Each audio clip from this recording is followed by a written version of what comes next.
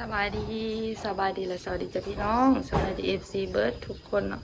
สภาพแม่ลูกอ่อนจ้ะพี่น้องตั้งแต่ตื่นแต่เช้าเนาะเช้ากับบ่เช้าแล้วจน6 โมงกว่าแล้วเนาะเรากำลังสิมาเปิดห้างจ้ะพี่น้องเปิดห้างถามเมนูเปิดห้างทำเมนูเนาะเดี๋ยวจะไปถ่ายคลิปกันเนาะตอนเช้าจ้ะเดี๋ยวนี้แจ้งไว้6 โมงก็จนว่าเดทเต็มตะเวนแล้วพี่น้อง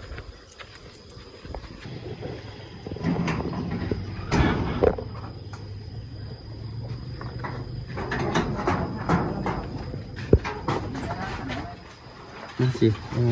จะเอาไปก่อน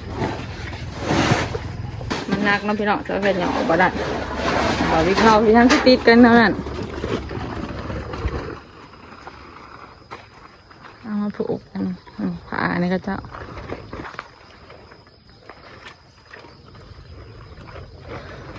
แล้วลูกเคยไปดู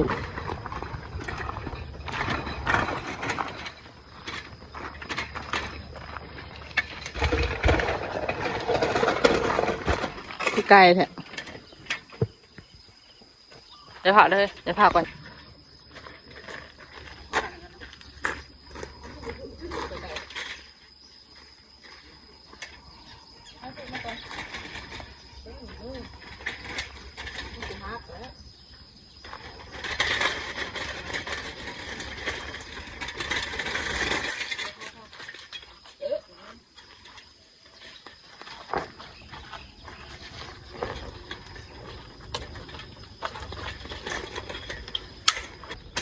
ถึงแล้วเดินทางเตรียมร้าน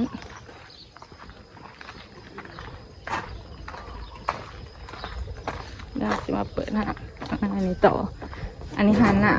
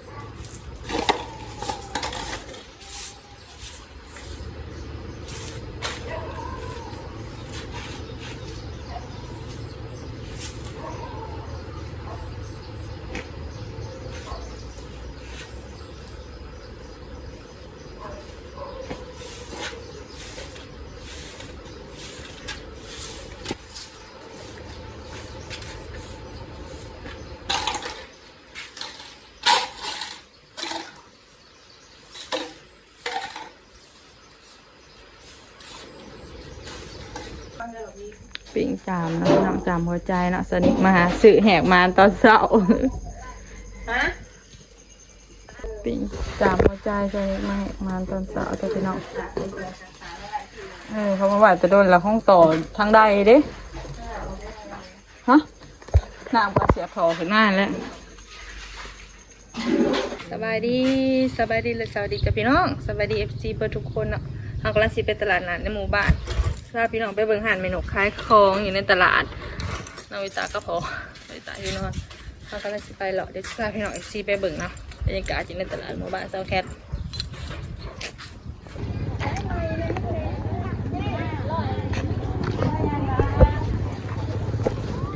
ตลาดเลยนะพี่น้อง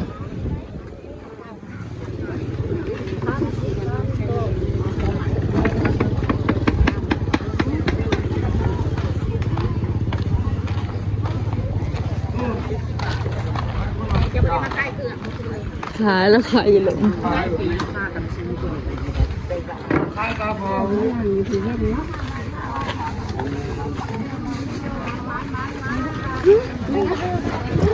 ยังไม่น่า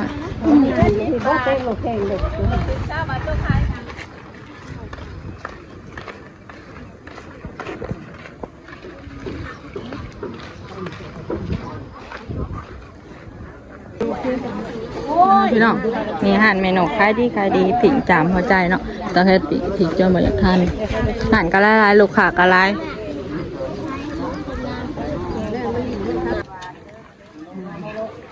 มันเหาะน้ำมือนี้อากาศโคตรหอนเลย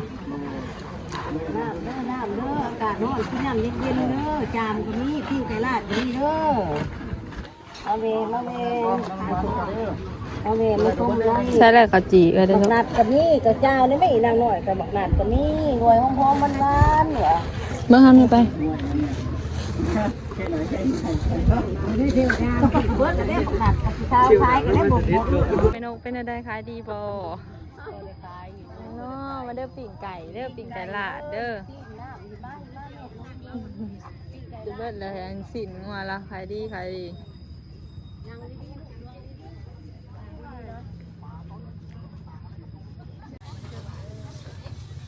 เห็ดปิ่งไก่มาขายจ้าเบิ่งพี่น้องเมนูเห็ดน้ำบ่ได้เด้อเบิ่งความเซียนความเก่งเนาะแม่สาวแคทต่อโหลดเซโหลดจักแก่เมื่อพอดีสุดเหล็กมาหอดเลยเนาะหอดเพื่อนพี่น้องเจออย่างอีหยาออกจากตรงนี้แล้วก็ตรงนี้จ้าสมาเหมียนคล้องต่อจ้าโอ้โหงานกับหัวข่าวกันลอยลงเด้เดี๋ยว